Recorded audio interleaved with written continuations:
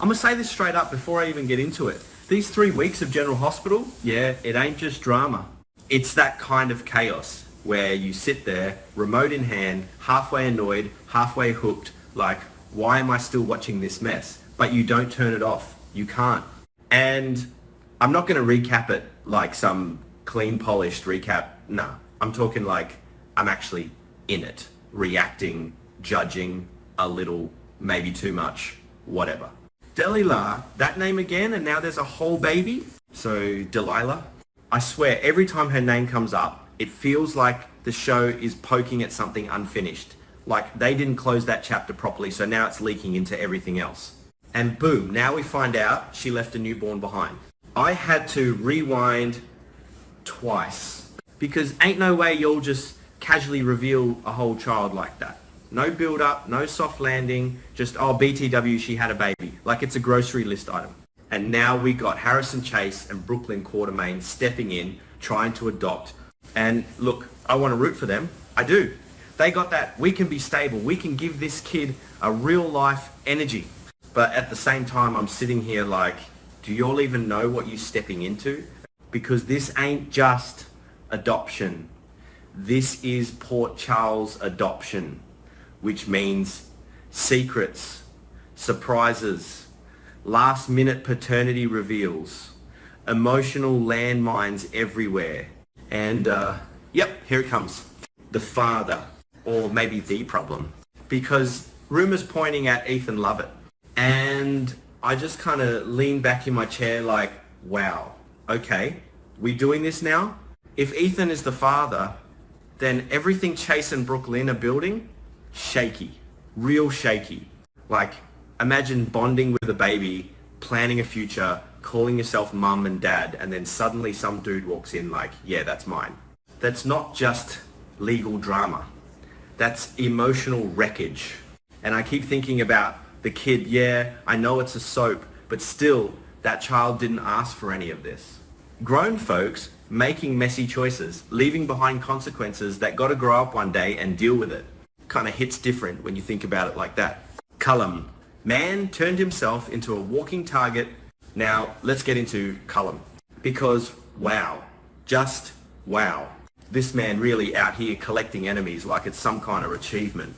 So first Jocelyn Jacks tries to take him out, fails. And instead of things cooling down, nah.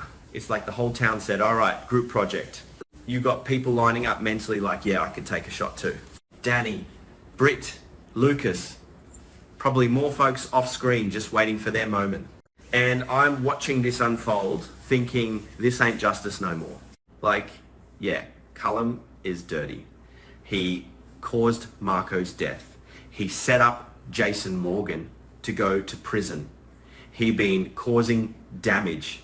But when everybody wants you gone, that turns into something else, something uglier. It's like people ain't trying to fix anything anymore. They just want revenge, closure, maybe even satisfaction. And that's the part that low-key bothers me. Because once you cross that line, you're not better than him. You're just on a different side of the same mess. And Cullum right now, shot, barely hanging on. But even that ain't enough for people. They want final, permanent, no coming back. And I'm just sitting here like, y'all sure you ready to live with that?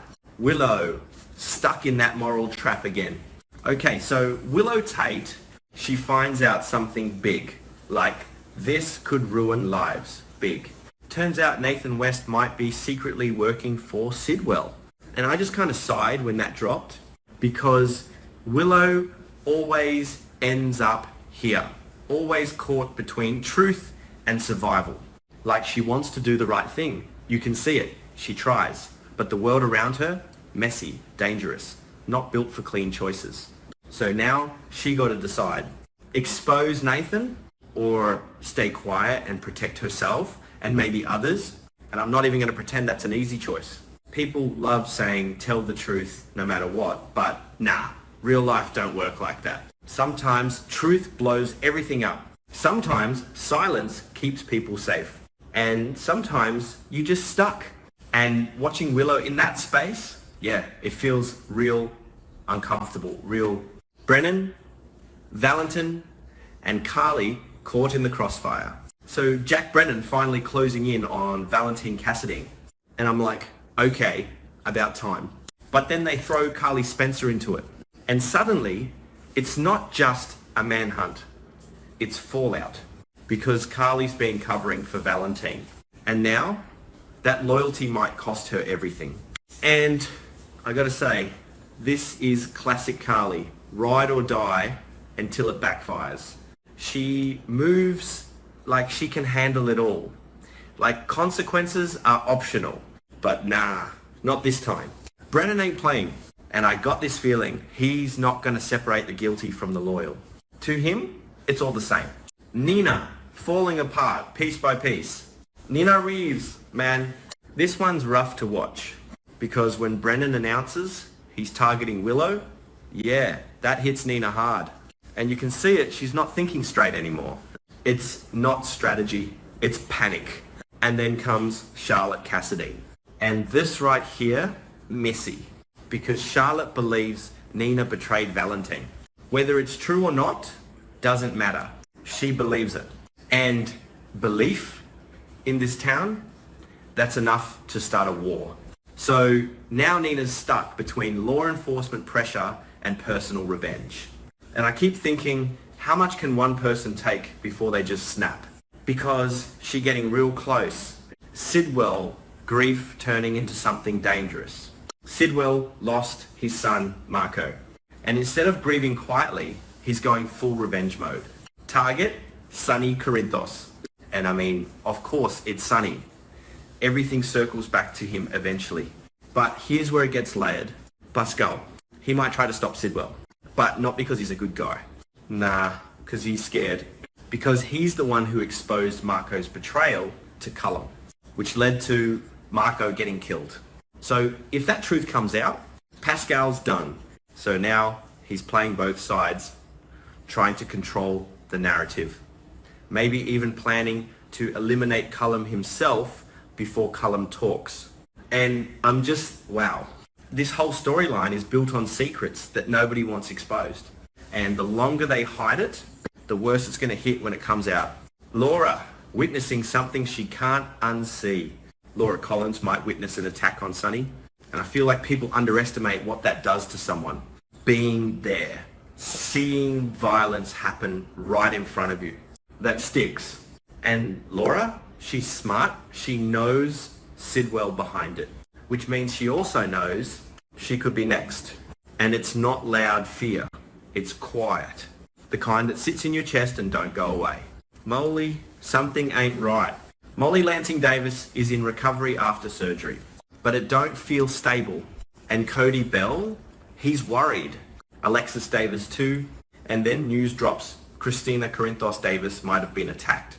And Alexis connects it fast. Sonny's world, it's bleeding into his family. And this is the part people ignore. The consequences don't stop with the person making the choices. They spread. They hit the people who didn't ask for any of it. Danny and Rocco, kids carrying grown problems. This part, yeah, uncomfortable. Danny Morgan confronting Rocco Falconeri because Rocco might have shot Cullum. And Danny's pushing him, confess, fix it, clear Jason's name, and I get it, I do. He wants his dad free. But at the same time, they're kids. They shouldn't be dealing with this. Guns, guilt, pressure to confess, that's heavy. And nobody's stepping in fast enough to protect them from it. And that kind of sits wrong with me. And here's the thing I keep coming back to. These 3 weeks, they're not really about who wins or loses. They about choices. Bad ones. Desperate ones. Complicated ones. Everybody thinks they're doing what they have to do. Protect family. Get revenge. Survive. But the cost keeps getting higher. And I'm watching all this like, how many times can you justify the wrong thing before it just becomes who you are? Yeah, that part kind of lingers.